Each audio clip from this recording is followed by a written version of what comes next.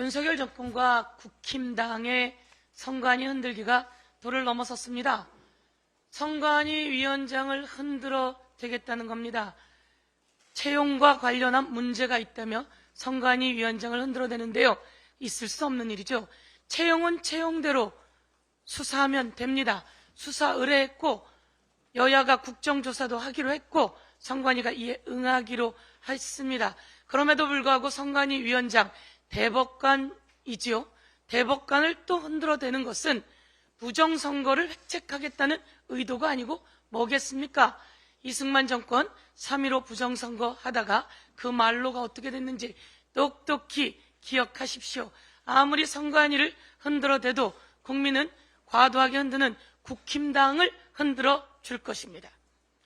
오늘은 광양에 다녀오겠습니다. 광양에서 노동자들을 탄압한 경찰 그리고 윤석열 정권에 대해서 문제 제기를 하겠습니다. 노사교섭을 도와주기 위해서 내려간 금속노조 위원장과 사무처장에 대해서 곤봉으로 수십 차례 머리를 쳤습니다. 곤봉으로 여러 차례 머리를 쳐서 유혈이 낭자했습니다. 폭력적인 진압, 어느 때도 잊지 않았던 내용 아닐까요? 박정희 정권, 전두환 정권 때 과도한 폭력 경찰, 박정희 정권과 전두환 정권의 말로를 만들어냈다, 이렇게 말씀드리겠습니다.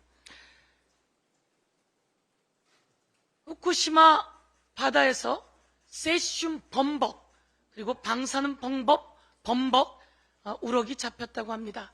180배, 기준치의 180배, 약 18,100kg이라고 합니다.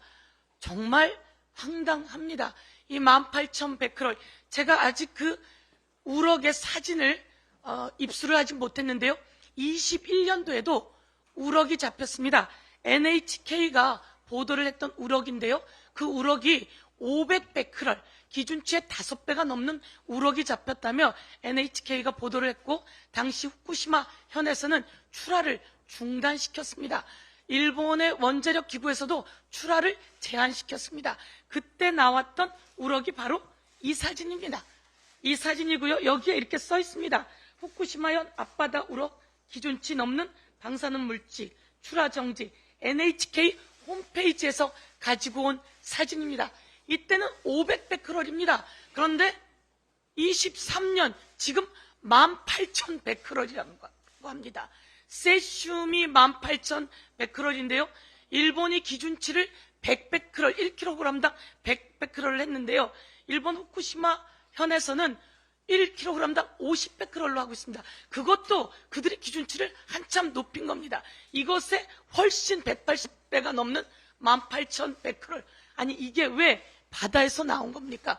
어딘가 후쿠시마 원자력에서 덩어리째 떨어진 방사능 오염물질, 폐기물질이 있다는 거 아니겠습니까? 그 폐기물질이 바다에 있고 그것을 먹은 우럭이 있는데 이건 21년도 우럭입니다. 여러분, 이런 오염수가 벌써 후쿠시마 바다에 노출되어 있습니다. 그런데 그 오염수, 후쿠시마 방사능 폐기물 오염수, 후쿠시마 방사능 이 정도면 폐기물 아니었을까요?